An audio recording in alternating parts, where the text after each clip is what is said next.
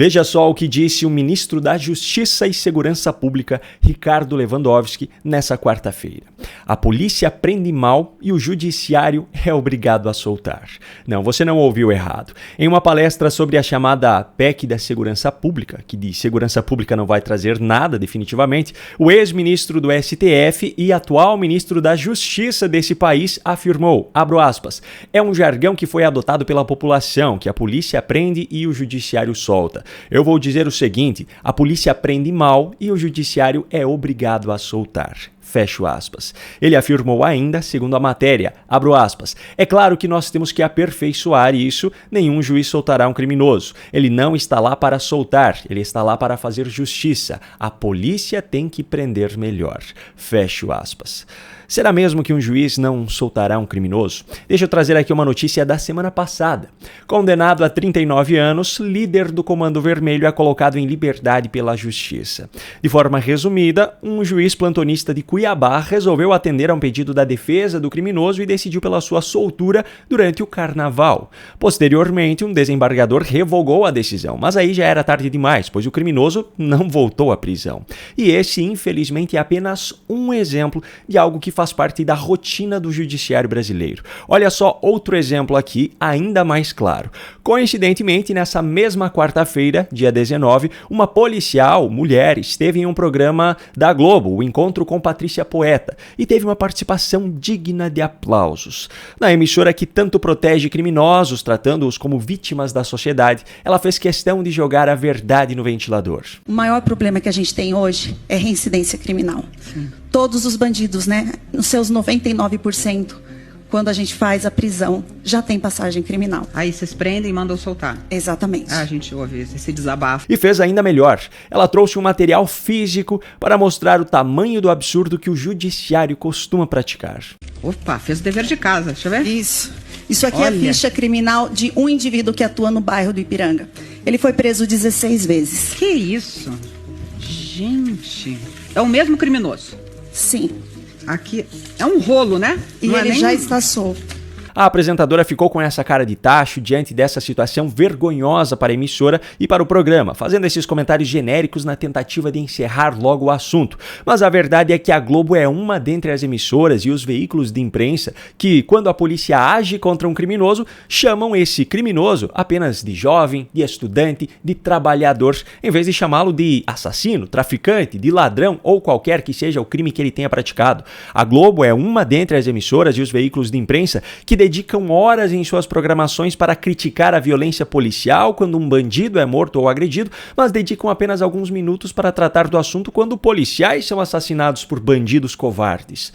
Mas o problema não está só na imprensa, não, longe disso. O ministro Ricardo Lewandowski tem se mostrado um perfeito exemplo da ideologia esquerdista que vitimiza criminosos e condena a polícia. Lewandowski, que hoje é o ministro da Justiça, Lula, que hoje é o presidente da República, Flávio Dino, que hoje é ministro do STF, e vários outros aliados dessa turma já defenderam abertamente e por diversas vezes a tal humanização do combate ao pequeno crime. Para eles, os crimes que não envolvem violência ou grave ameaça à pessoa não deveriam ser penalizados com um cárcere privado, exceto, é claro, aqueles casos de pessoas que escreveram frases com batom em estátuas, que portaram bíblias em uma manifestação que terminou em quebradeira, entre outros, pois esses, sim, representam um perigo para a sociedade, não é mesmo? Um simples ladrão de celulares ou de carros, um estelionatário, um traficante, um político corrupto, nenhum deles representa perigo, imagina. Mas não é só isso, não.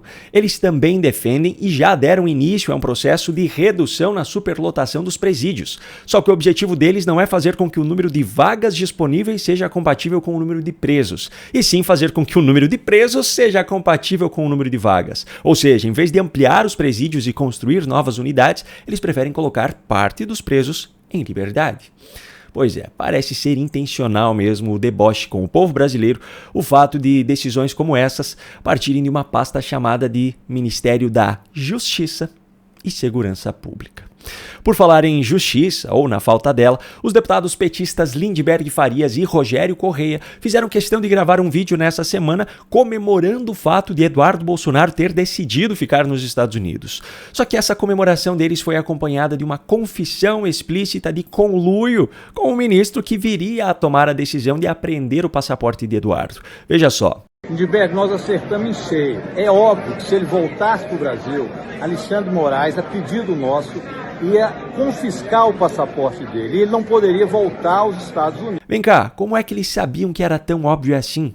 A Procuradoria-Geral da República deu o seu parecer, somente depois que Eduardo anunciou que não voltaria ao Brasil, mas deu o seu parecer, afirmando que não havia qualquer elemento concreto de que algo ilícito tenha sido praticado e que é impossível tipificar condutas como crimes em que haja uma lei que dê respaldo a isso. Ou seja, não havia a menor possibilidade do ministro Alexandre de Moraes legalmente apreender esse passaporte. Diante disso, a única possibilidade para que os deputados petistas tivessem tanta certeza de que esse passaporte seria apreendido é se eles tivessem combinado algo previamente com o ministro, não acha? Mas a falta de vergonha na cara não é restrita apenas aos integrantes de uma ou outra instituição no Brasil. Nessa semana nós nos deparamos com mais um exemplo vindo do governo. Mas antes de falar sobre isso, eu tenho um recado importante para você. Você sabia que existe uma ferramenta de inteligência artificial no estilo ChatGPT, só que do Elon Musk? Pois é, o Grok é uma ferramenta que possui os recursos das demais ferramentas de inteligência artificial pagas, só que de forma gratuita. Pelo menos por enquanto, pois a promessa é de que, enquanto os servidores suportarem o número de usuários, esse sistema não será cobrado. Inclusive, há apenas alguns dias, Elon Musk lançou a terceira e mais recente versão dessa ferramenta, que já está disponível também de forma gratuita, o Grok 3. É realmente inacreditável o que o Grok é capaz de fazer. Ele vai muito, mas muito além de um simples chat de texto. Ele é capaz de produzir imagens de acordo com aquilo que você pedir, incluindo imagens de pessoas famosas fazendo coisas fora da sua rotina, ou nem tão fora assim, se é que você me entende. O Grok 3 também é capaz de analisar imagens que você enviar, como fotos ou gráficos, interpretar PDF e até mesmo processar outros tipos de arquivos. Praticamente qualquer tipo de informação que você possa imaginar, ele é capaz de encontrar, desde as mais simples até as mais complexas. Agora, a melhor parte para mim ainda é essa. Ao contrário de outras inteligências artificiais que evitam temas polêmicos ou dão respostas genéricas, o Grok responde com honestidade e lógica, mesmo as perguntas mais delicadas, desde que respeitem o limite ético básico, é claro.